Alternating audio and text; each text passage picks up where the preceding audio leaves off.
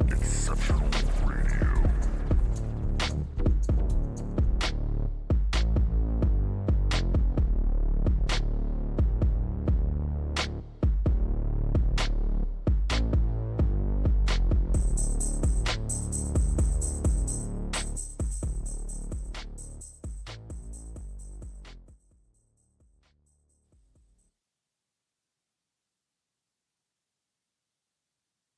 So 40 years approximately after Voyager 2 passed by Uranus, and they originally calculated the length of time it takes for one day to pass.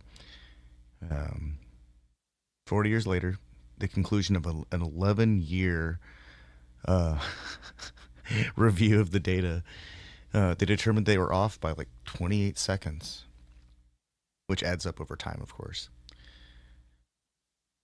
And now they have an accurate position of Uranus, like its geomagnetic position relative to us and the sun. 11 years to review the numbers. That's why science takes can forever, because it takes 11 years to review the math. And that's just to figure out how long a day on another planet is. Yeah, we have so little data concerning the rest of the universe. It's so limited. And then it takes like teams, because it wasn't just like one professor's project and several semesters worth of students doing math. It was like 11 years worth of checking the numbers, which I think Well, is and it's cool. probably data center math too. Yeah. at Well, and that. they were getting new information from Hubble, so it was updated information that they were correlating to their other readings. So that stuff's cool, but still, it takes 11 years to make sure that the math is right. That's crazy. There's no way they're going to colonize Mars if it takes 11 years to verify the length of time on another planet. Oh no, colonizing Mars isn't happening. No, I know, but like, there's just no way. If it takes 11 years to properly, calculate and synchronize and verify, geomagnetic resonance of a planet to know where it actually is, like, just thinking about Mars is a pipe dream by people who couldn't possibly understand the math. Yeah, it's funny to even say that now, in that I thought people had completely dismissed that notion of Elon leading us to Mars, in terms of it was it was almost inevitable in the mainstream mind for probably what 2015 to maybe 2021. And I think it's really only the specialists in 2021 were the ones who were like, that's not going to happen. And it hadn't really broken through to the mainstream zeitgeist yet. And it slowly started. Um, I think it was like, I want to say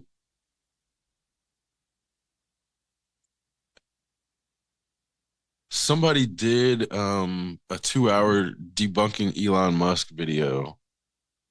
And that was like, They managed to keep it down to 2 hours. but it was so damning, in that they went through a bunch of his interview material, and were basically breaking down all of his claims and going through one by one and scientifically demonstrating why he was so far off that it was in the realm of absurdity. And I remember seeing these videos and being like, holy shit. I knew he was like a grifter, but I didn't know how bad he was grifting people. But then someone pointed out, I think it was in those videos, that all of the, regardless, okay, let's just assume for a second that they got all of the supply chain for electric cars to be ethical and without any sort of negative impact, whether it's due to the illegal mining or Man, the kind of usage of science fiction slaves or utopia you're whatever. describing right now is like the stuff of legend. Yeah. Let's just assume that happens and all of the electric car stuff is completely ethical. Well, the rockets being reusable basically completely offsets any sort of carbon neutrality that was attained by using electric vehicles. So his endeavors basically canceled each other out, in terms of when they're selling carbon credits at Tesla, I imagine he's just scamming the government, selling carbon credits to companies like fucking SpaceX, and then he's not able to actually produce as many um electric vehicles as carbon credits as he's selling. And it's like he's selling carbon credits for the future as if the carbon credits aren't an investment into converting vehicles into um, electric instead of internal combustion into the future, not as a current investment that's going to happen now. And I think, I mean, it's not that I think, I know for a fact that carbon credits were one of Tesla's biggest products. So seeing they've been hiding their numbers, and it's the recalls that basically show how few cars have actually been sold. So their stock value is overpriced. They're they're selling carbon credits that they can't actually keep up with. And then on top of that, he's putting a shitload of fucking carbon into the goddamn atmosphere using reusable rockets. So it's not that the rockets are reusable, it's that we should be seeking alternative means of space travel that's not internal combustion, just period. And it's one of those things where our technology is not advanced enough to do that. And instead, we're just basically trying to hammer that nail of fucking space travel. We shouldn't be doing anything trying to get out of our atmosphere until until there's an ion drive that works. That can be. I mean, I thought they had one that works, but it's the Chinese have it. They're not going to give it to the United States. I don't think that there's. I still don't think there's enough attention being paid to the tires, because electric vehicles are heavy, and they just burn through tires. At the very least, 20 to 30% less tire life. Sometimes they have half the lifespan of a normal vehicle's tires. Sometimes even less if the person driving isn't a complete manflower and has to get everywhere at full speed. But those people, they I think they kind of take care of themselves. But even then, a vehicle that goes through tires twice as fast is that's a significant portion of the carbon footprint of a tire is generated during its use on the road.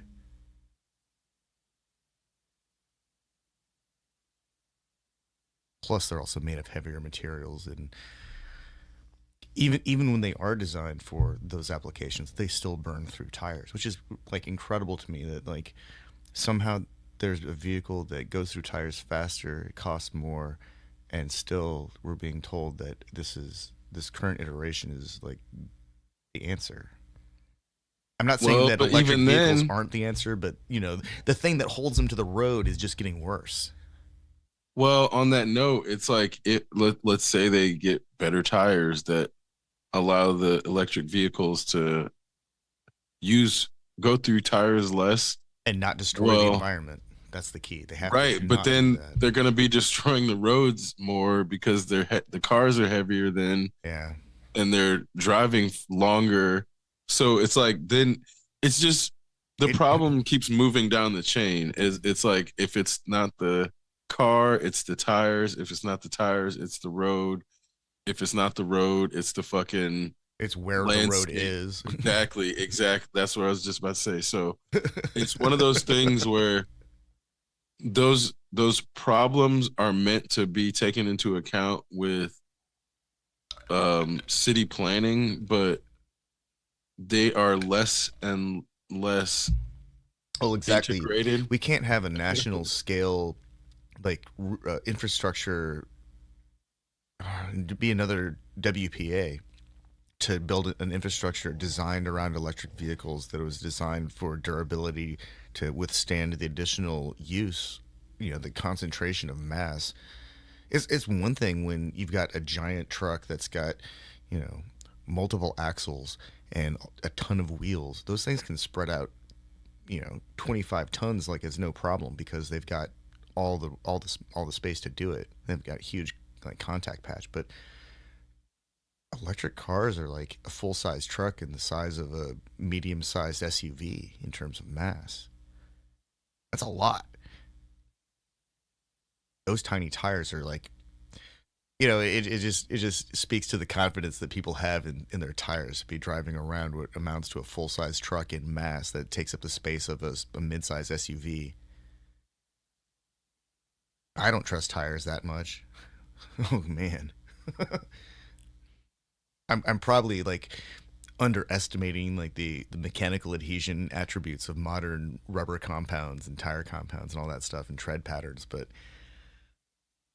Well, that's, having gotten into sim racing a lot and seeing how much the tires make a difference, the all-weather tires that we use like most people use. I mean, I don't think you're using all-weather on your truck necessarily, but because I think it seems like you switch. no, But the truck's got some mud tires. They're like yeah, they're designed to receive snow or ice studs. Um, they're made of a compound that's extra squishy during summer months, and in the winter they actually driving them feels more like all season tires because it's cold enough finally. So they in colder temperatures, like temperatures between like 40 and 20 degrees, they're supposed to have like the mechanical adhesion properties of an all season tire. It's really neat. But during the summer, it's like driving around with suction cups. You can hear this noise of the rubber just grabbing the road. It's actually kind of weird sounding. It's like the sound of tape lifting up. well, and on that note, it's the tires we have in general are really good, but the issue is people don't change them frequently enough, and they overdrive them, and they don't rebound, like they don't rotate them enough. Um, so it's like the best the best tire under the worst condition is still under the worst condition. So I think that's where Americans just don't like You the know, way California is meant to keep people up to code with their cars. That should be something that's nationwide. I actually operate like the car in front of me is about to like lose a wheel, not just a tire, but like the whole thing is going to fall off, and I try to give them as much space as possible. It doesn't matter if it's a new car. I don't know what's going to happen in front of me because I'm not clairvoyant and I can't just, you know, look into the road of roads and see the outcomes. That although that'd be pretty cool. Steering wheel of omens, give me sight beyond cars.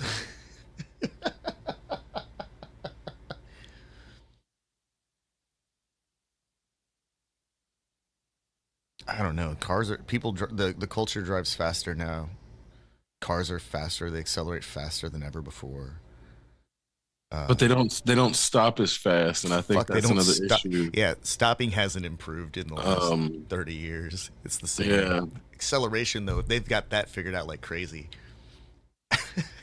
Well, but the issue is that they don't realize like if you had a tiny car, even with the tiny engine, it's going to accelerate fast. Yeah. And that's why in Italy or fucking France or whatever, all these people are driving just regular cars, but they drive as if they're, you know, at a pro am in fucking uh everybody drives like they're a race car driver because the acceleration on every car is so good. And a lot of it is that they are still using manuals in a lot of vehicles, so you can get a lot more control. But even then, it's like the electric cars still they get on the acceleration just as much, if not I call it the more. juice pedal because juice and power is like synonymous to me. Give it more juice. I'm not sure if it's I don't know, like the times that I've been in electric cars, it doesn't feel like the same kind of acceleration. It feels like something else.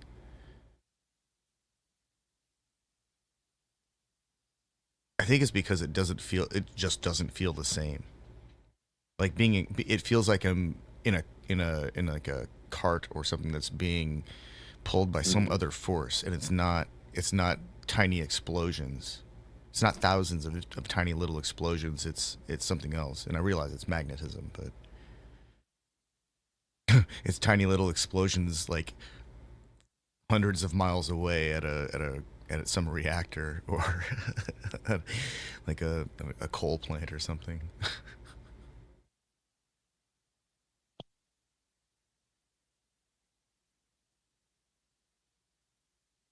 I think that once it's all figured out, and like that's one of those things that's like that's why I still have hope that we'll eventually end up with a Star Trek level of outcome where yeah, we had some rough patches and we look back on this era as like the dark ages, but we made it. There's still hope that that can materialize, I think. Maybe the historical records were correct, the dates were off though. They couldn't actually have accurate dates because they knew that there'd be interference, and there's still time for the Bell riots.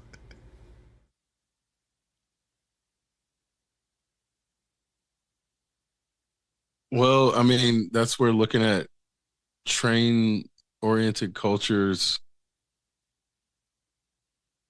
their roads are better anyway because fewer people are using cars. So it's like they they have more better maintained roads, even though there aren't as many, or because there aren't as many people using them. So when you use them, it's like you get to explore them more because there's not as many people on them, and you don't have to worry about potholes and shit like that. Um, So internationally, Ford doesn't really sell that many F-150s, although it's like the best-selling truck in America or something like that. They sell the Ranger because that's their global brand ambassador for Ford trucks, and it was developed for like the Australian market or something. But they sell it everywhere, and in foreign markets, it gets like a diesel engine, and that's really cool because in foreign markets, it's actually a really large vehicle. Uh, but here in America, it's a mid-sized vehicle, and Toyota has a similar, they have a thing in their international market, the Hilux. So instead of a Tacoma, which is actually pretty large by today, like I don't care what people think. It's a big vehicle, even though it's considered a mid-sized truck. But in foreign markets, their Hilux doesn't have all the extra cladding and comes with smaller engines. But I see videos of dudes in like Malaysia dragging some kind of industrial machine up some dirt road in conditions that would make most people cry or give up or go home. And they don't have some baller level Raptor twin turbo intelligent torque vectoring drivetrain.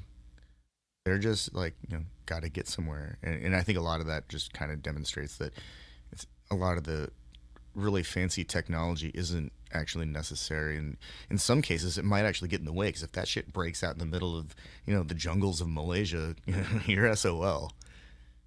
Not going to be able to find parts to replace that torque vector system. But there's a guy 3 villages down who can fix it. He only has 1 foot, but it doesn't matter. He sits down when he works, that kind of thing. well, one of the issues is like power steering isn't that important if the car isn't fucking super heavy. Yeah. So, if we want to drive these fucking 4,000 pound cars, then yeah, you got definitely need power steering. But if it's like an 800 pound car or fucking Man, I'm so 1200, you jealous know. of the Chinese car market right now because there are like 30 or 40 vehicles that are all less than the equivalent of like, 15,000 US dollars. I think there's like 20 that come in just under 10,000 USD, and they only have like 160-mile range, but 160 miles, like, where does anyone really want to go that's 80 miles away that they have to come back the same day? And if you do, that's the wrong vehicle. You need a commuting vehicle. But for the person that like lives in a city or only drives like maybe 20, 30 miles a day, maybe 40 miles a day at the most, holy shit, 160-mile range is insane. That's like 4 days worth of driving there. And then cattle, I think it's cattle. Yeah, I think it's cattle. They've got a battery that recharges like, in 5 minutes. And they've got a way to replace the battery systems because it's on a sled. It's like a cartridge. Because apparently some people in China were listening when people such as ourselves were saying, just make it like a cartridge so you can insert it like like a Nintendo. They can do it in 30 minutes. 30 minutes to replace a battery. Like to replace any battery in a Tesla, they have to disassemble the whole front clip or the rear clip, whichever, depending on the model. Like, what the hell? Mm. Like, they're so good at making these electric cars that companies like not Ford, Toyota and Mazda, and I think by extension, pretty much everyone else in the Japanese car market are just buying Chinese cars and branding them.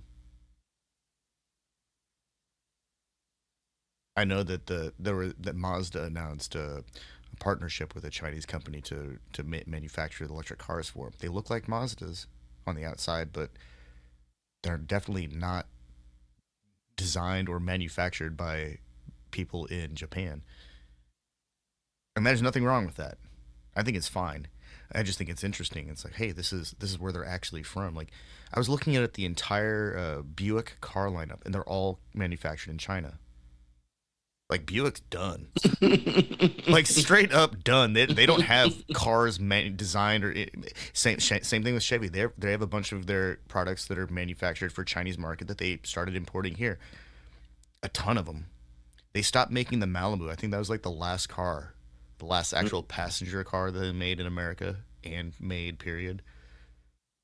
Well, my dad used to work at Ford, and I remember when they started moving the factory to Mexico, they basically offered a bunch of people buyouts.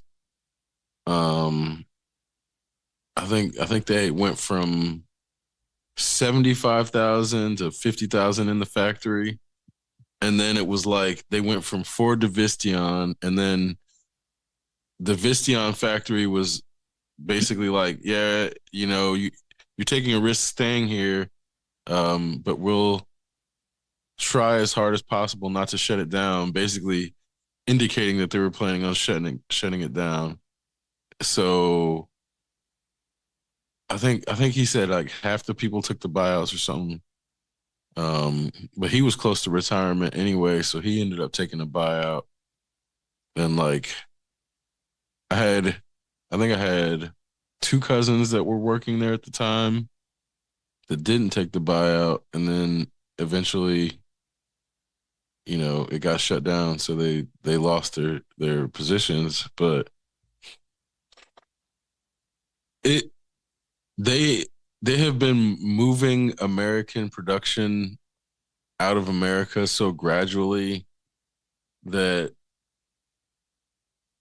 it's funny to see people talk about bringing it back as if it can happen in like 2 months or some shit.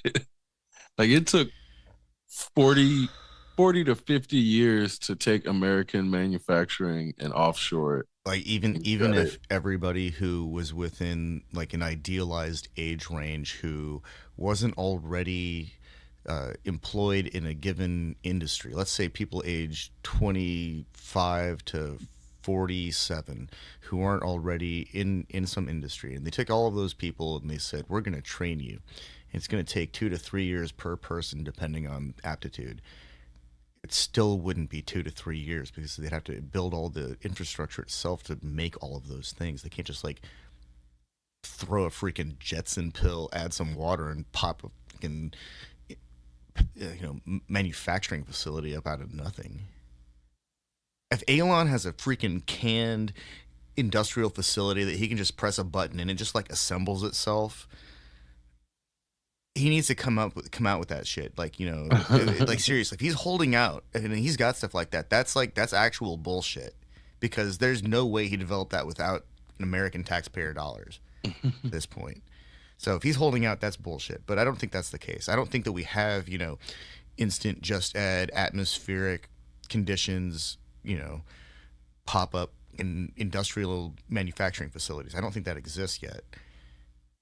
Well, and if it did, the Chinese would have it too. And the Chinese, because the Chinese do have that stuff, though. I mean, did you see that they just send 300 extra people?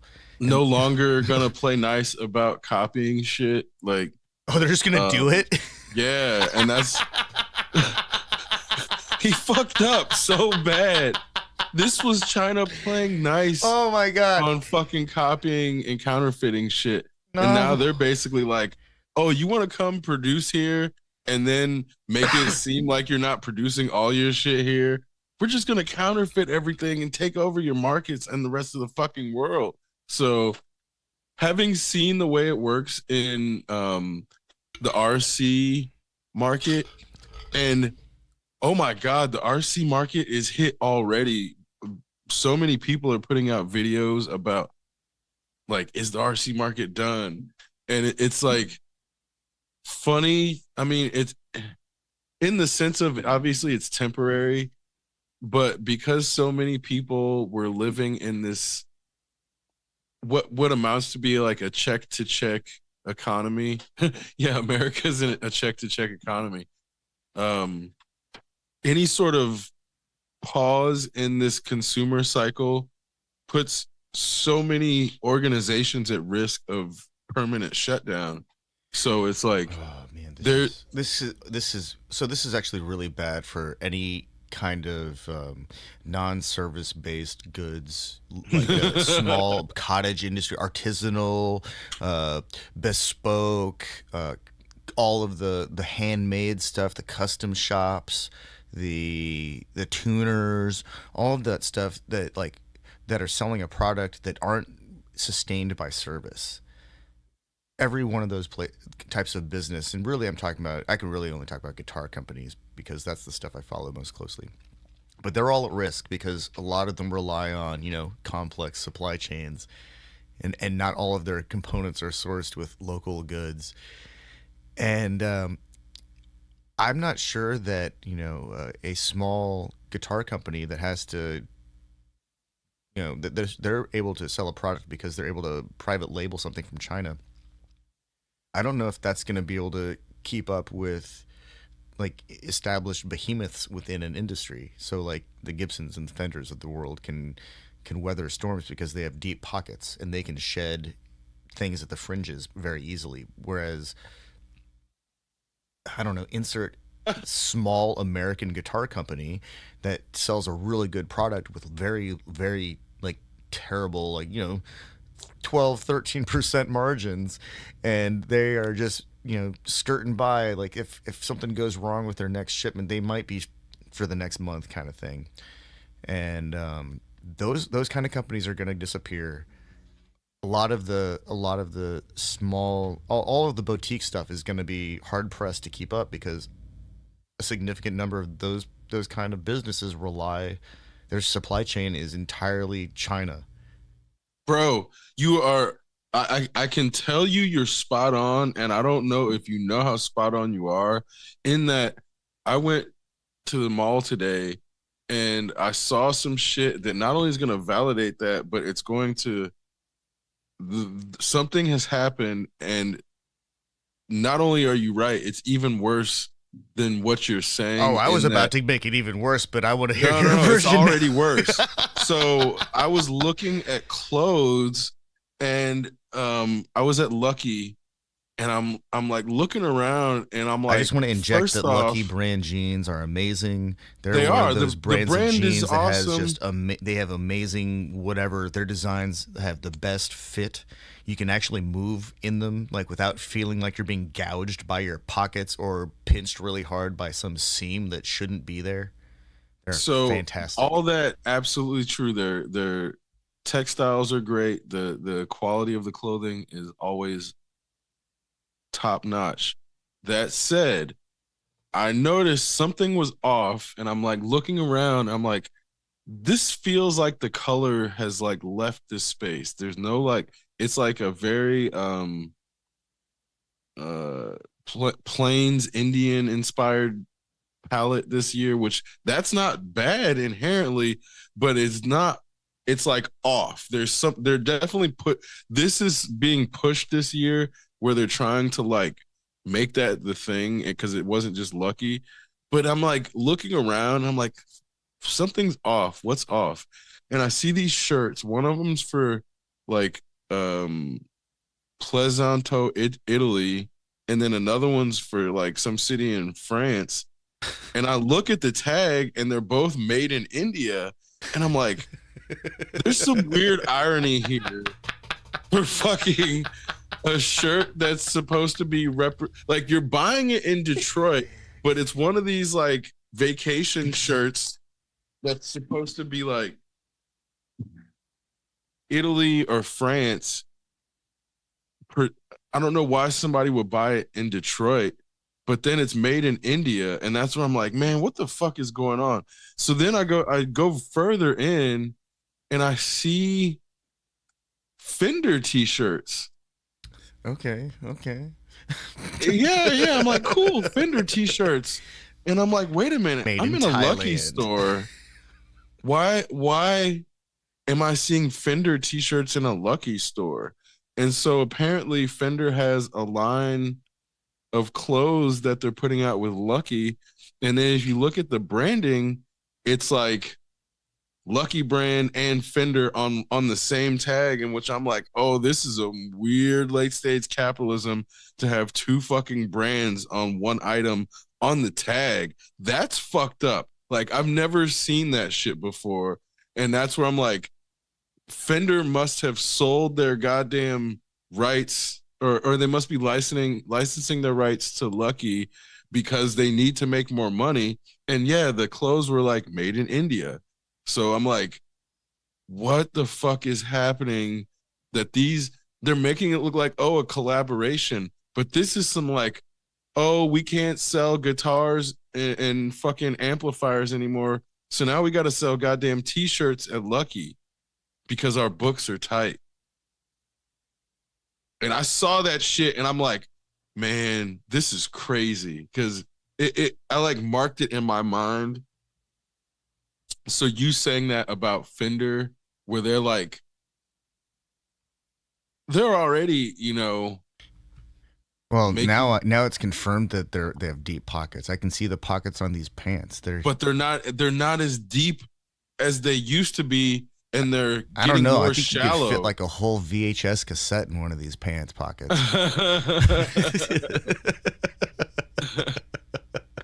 But it's like, okay, it's the So Gibson actually, I think it was the previous owners when they right before they filed bankruptcy and they got bought up, but they were purchased by like a multinational, and that multinational also had owned Philips Electronics, and so they started releasing all these lifestyle electronics devices like Gibson, bookshelf speakers that weren't studio monitors. They were just hi-fi speakers, but not really good ones. They were just branded to look like a guitar. They had a fancy paint job, and then they had like you could get a Gibson microwave or a toaster oven. Stuff that is like who actually wants that?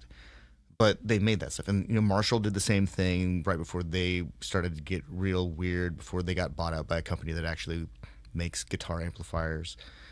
And this is like I think this was I think you're right. I think it's a late stage capitalism thing. Like some private equity firm buys the brand, and they're like, oh well, what can we do? Well, all we know how to do is make T-shirts and sell them online. Well, let's do that. and they I they think they suck all the value out of a brand, and then they sell it for anything they can after it's been bled dry. And I think that, in some regards, like, some of these companies get lucky and they get purchased up by another music centric company, and so they can be revitalized. But sometimes these companies disappear entirely, and then like the intellectual property is just sealed away forever because nobody actually knows what's going on with the electronics because nobody knew in the first place. Or they just move all of their manufacturing to Korea for a while until Cortec decides that they're going to set up shop in Indonesia. Now all the guitars are made in Indonesia. And there's nothing wrong with that. Indonesian guitars are great. I have a couple. They play wonderfully. Actually, I have three. They all play like a dream. So no complaints there. Actually, I might have more than that. But that's not to say that you can't get a good guitar from China. I have a fantastic archtop. It was handmade by a group of luthiers who have like a combined experience of several hundred years of making arch-topped instruments, mostly violins and cellos. But then they branched out into making guitars. And this is it's an incredible instrument, worth every penny. And then I later learned that it's the same company, that same factory of experienced instrument makers. Uh, they provide the support for a brand of archtop guitars called Eastman, which is not a cheap, not an entry level. It's not your first jazz guitar. It's like the kind of thing that one learned, the kind of brand that one learns about when they're in college, studying in jazz studies courses. They're like, what's a modern instrument? Oh, Eastman. Those are affordable because not everyone can afford to spend $4,000 to $10,000 for some vintage Gibson L5 or L7 or whatever. And a $2,000 guitar is still within the realm of being attainable. I say that like it's just like, yeah, $2,000. It's absurd because it shouldn't cost that much, and it doesn't. There's plenty of entry level instruments for like $200, and they're probably fine. The quality of manufactured instruments has only gotten better in the last like 30 years. well, and that's kind of where it's like a person at a certain level doesn't need the top level They are the top of that level. thing. They are the top level. And they make the tools better just by using them. Well, in that, you know, there when I was trying to see what kind of bass guitar I wanted to get, there was one that it was like $200 or something, and it was I don't even remember what kind it was. But like it sounded okay. It didn't sound great, but it was to the point where my ear was good enough that it I even as somebody who didn't have a fucking minute playing bass guitar, I was already not going to be able to play that bass for more than 5 minutes and not be happy with it. And so it was definitely worth a little extra money. But then at that point in my playing, I'm like, it was not like a $2,000 bass would be lost on me to appreciate it, but I wouldn't be able to utilize it in the way that somebody who has 10 years of experience would be able to utilize it. So there would be a waste in a sense. And so I think there is it's the same thing. It's like enchanted weapons in video games. Like you might be able to equip it, and you might even be able to use it at its most basic levels, but you might not have the experience or the skills necessary to like unlock its spell-backed powers or its additional buffs Or your own. or your And own.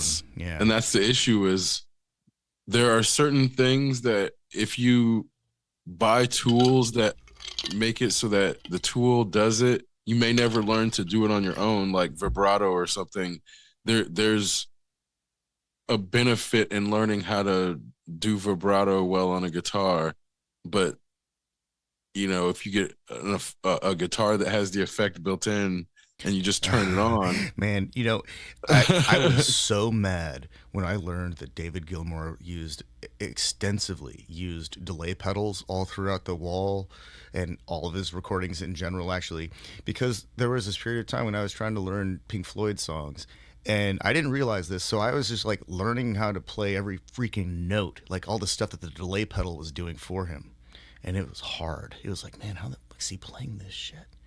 And then of course I find the right magazine that talks about how they made it. It's like, oh, he had like 4 delay pedals and they had like a tape machine, and of course it sounds like that. Fuck. Well, and But that's that's an the shit. extreme example. Or like the Edge, U2's music, that stuff. He's not playing all of those notes. He's definitely relying on a sequence of multiple delay pedals. That guy's crazy though. I think that's a different type of guitar playing though, when you start using like, or any kind of instrument, when you start relying on like the external effects to start generating the rest of the sound. And there's nothing, that stuff's cool. It can be when it's tastefully done. But it's something else, and so Yeah. that's completely fine, and that's where this is the benefit of being able to analyze somebody's approach and learn from that and take what works for an individual and discard what doesn't work, but then to appreciate where the people who aren't using those things are. Oh my god, there's this guy who plays he plays multiple parts on a guitar, so he'll play like the percussion, and then he'll play like the bass drum and then the snare on using the guitar. Like he has like Wait, is he a fat bald man from the Midwest, no, or is he a young no, guy from Poland? he's I think he If he's the young might guy be from Poland, Polish. yeah, that's Marcin's incredible. Marcin, yes, Marcin. That dude's He played for Will Smith. incredible. But it's like he was like proving that he wasn't using anything to do these parts.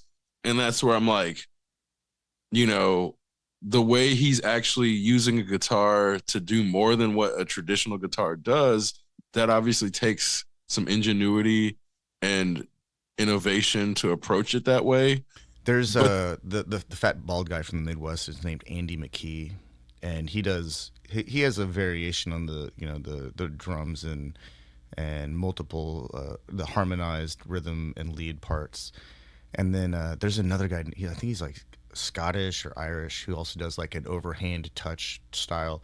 His name is Preston Reed, and that guy's also incredible. But it's also very different because it sounds more like folk music, like ethnic folk music to me, because it's not American folk music. It has its own voice. But that stuff's always incredible to me because I'm not a fan of people just beating on their guitars, like strumming real hard on cowboy chords just to be loud, because that to me is just beating an instrument. But watching somebody like, elicit different timbers from like the soundboard or the sides of the guitar, or getting strange harmonics to pop out of the fingerboard in unique places because of some chord they're holding down somewhere else on the neck. That's cool. Or getting like, pulling tension on the strings like from behind the headstock to make a harmonic do some extra weird dance. That's some genius level shit. That doesn't happen very often. Marcian's incredible. Like I don't think I think that there's probably a significant portion of people who would hear his music and they'd be like impressed, but they wouldn't realize what they were actually witnessing.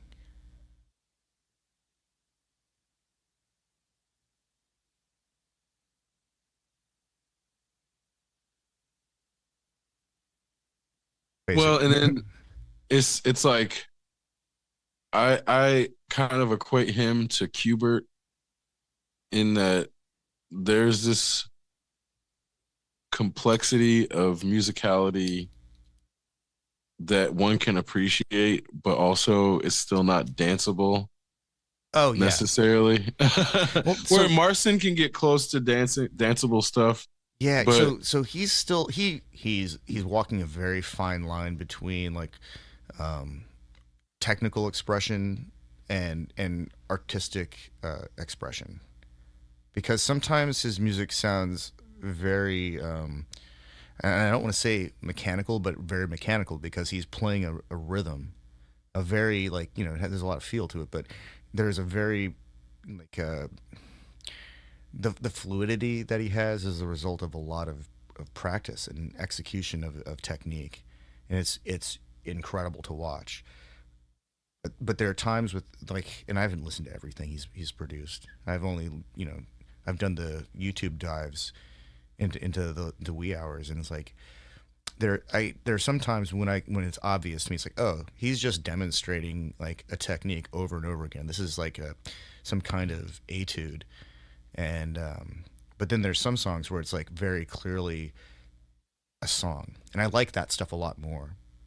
But the line between the two is very blurry with him. That's why I think that's why it's exciting, because there are a lot of like just impressive guitar players, but what they do is basically like watching Usain Bolt run 100 yards really fast, or watching some gymnast do a really complex floor routine and stick the landing, or anything that's analogous to watching an Olympic athlete demonstrate why they are an Olympian. That stuff's cool, but most of that stuff isn't actually music, and I don't think that it should be viewed under the same kind of constructs. It should be we should I guess it's not obvious to everyone when it's an exercise, or when it's a floor routine, or when they're just when they're showing how far they can throw a javelin. Like sometimes entire songs, like Dust in the Wind, that's like a church level experience at some bars. When that comes on, everyone stops what they're doing and they sing along. Like stuff like that. That song was a guitar, was an exercise. The guy who wrote it even he's talked about it in interviews how it started out as an exercise and it just kind of turned into a song. People liked it. And I think that's actually really cool. That something is that somebody developed just to maintain their chops, or to develop a like a finger picking pattern, like turns into an entire song that decades later it amounts to a church experience for a lot of people.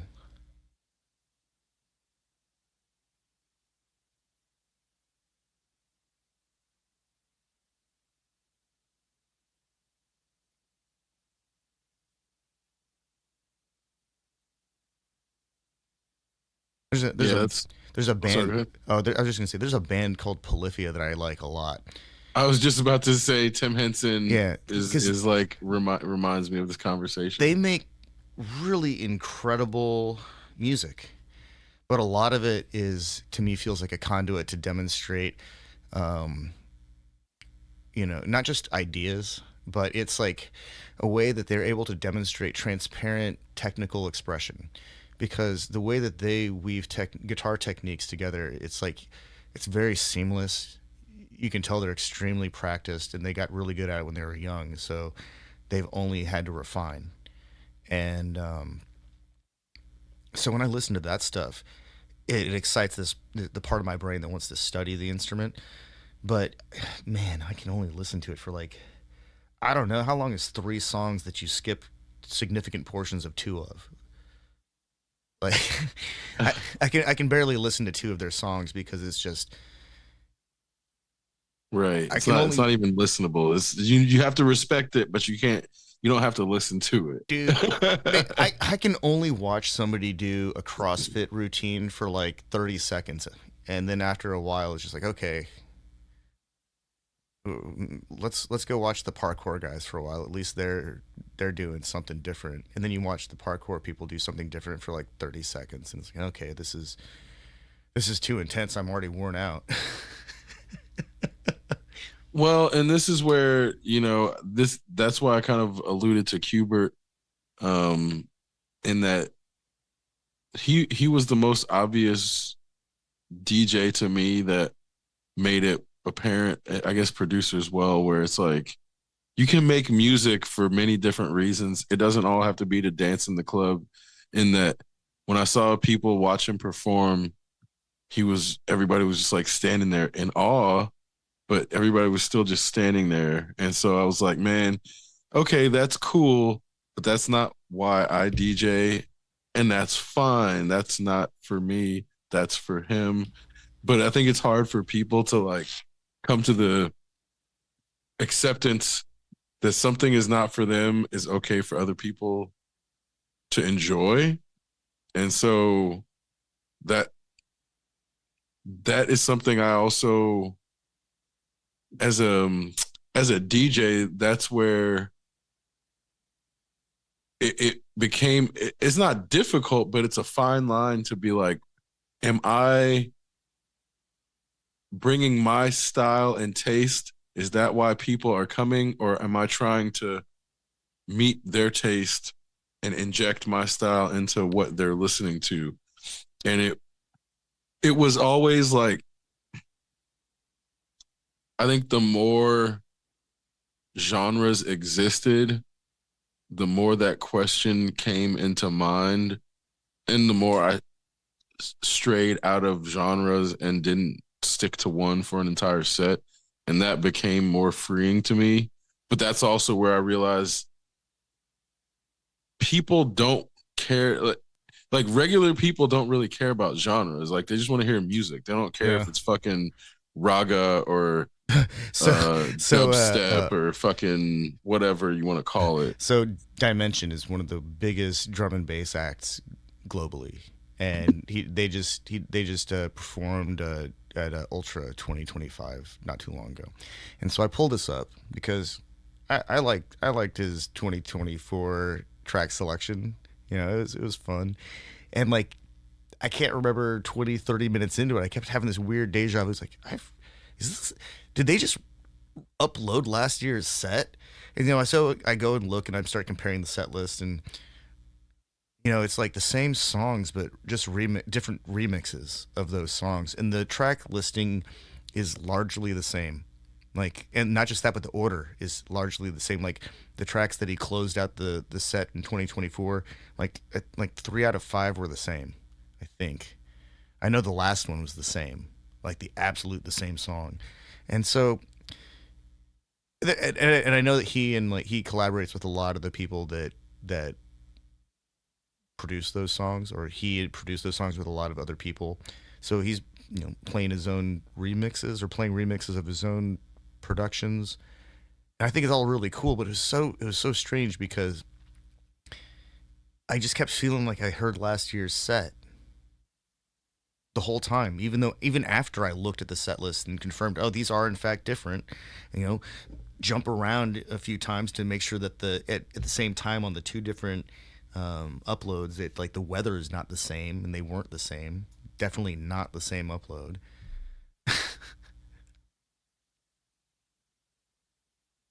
It was so surreal to me. I started to get worried. It's like, what's going on here? But it wouldn't surprise me if that's like the state of festival, you know, festival DJs. Like they really have no wiggle room anymore.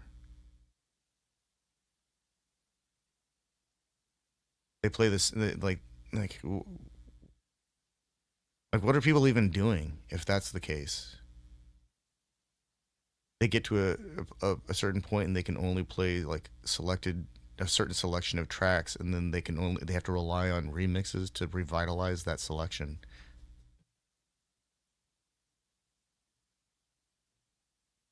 Like I feel like I've heard the song "Fine Day." I think it's like by ATB.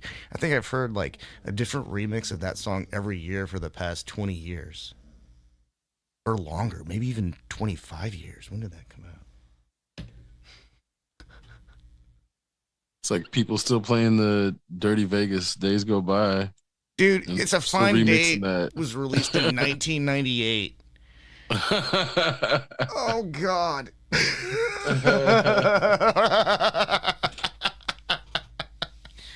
Okay. Oh, so yeah, there's been a remix of "It's a Fine Day" pretty much every year since 1998. And I bet we could find them all here. I'm not gonna do it because I don't really need to know that. I don't need it. I don't actually need that kind of confirmation. I bet there are more. I bet there's like hundreds of remixes of it that never made it to the surface because they just didn't. Like some acetates maybe that never surfaced, or just some that got lost in a pile of CDs somewhere or a hard drive someplace. Yeah, I bet there's a lot of white label remixes Yeah, that are lost. they got played till they Lost just to sounded time. horrible. They played till they were just like clicks and pops, and some high pitched chick voice.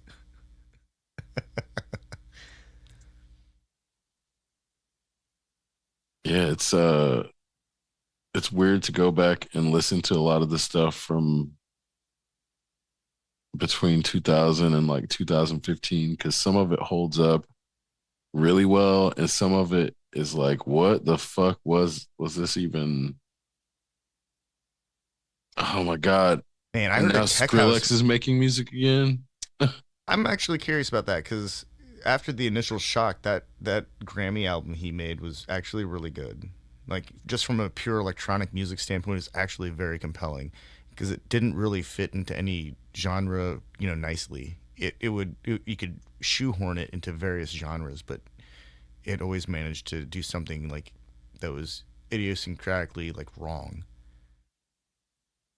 Sounds like from what I've heard it's mostly bro step again, but Oh well, then I'm not really that interested in that. yeah. Well, and I only say that in that I was watching season 7 of RuPaul's Drag Race, and they were using dubstep in that show at that point, which is like we clearly hit a saturation point when they're using dubstep in commercials, and RuPaul's Drag Race is just using it casually for it wasn't even for anything important. It's just for those segue moments where they're talking about something and they don't even really need any background music, but they've been doing it for so long that the audience expects it.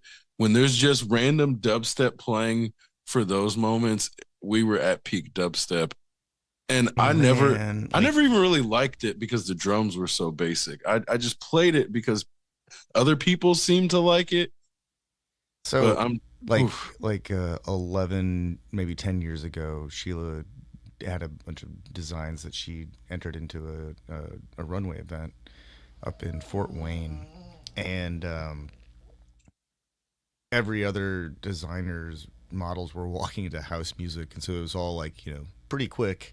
They were definitely walking like they were going somewhere, but I made a not bro step, like not Transformers banging away like they're making a steamy session video, but like moody, deep, atmospheric dubstep, and made them walk slow. I made them hold on to balloons so that they would remember not to walk too quickly.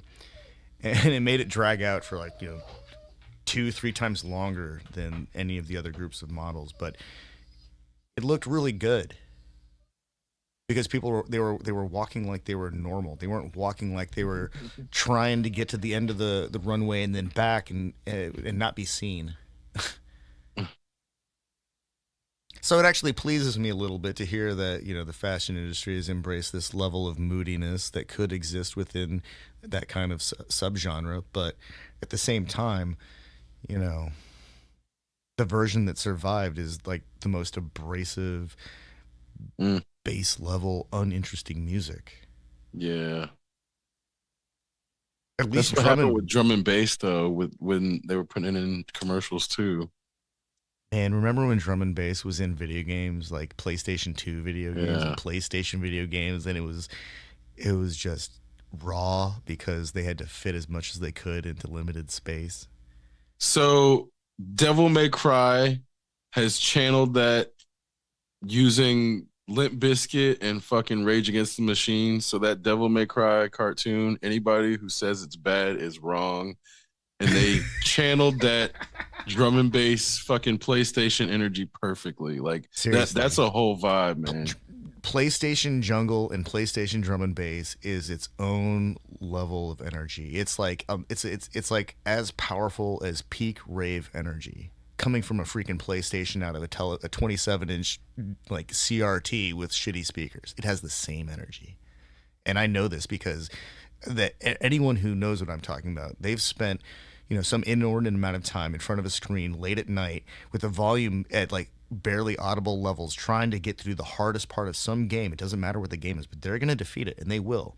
But at some point, the music is just right, and you don't hear anything. You don't see anything because you're in that game, and it's the most intense, incredible experience. On that note, there's a new Tokyo Extreme Racer out.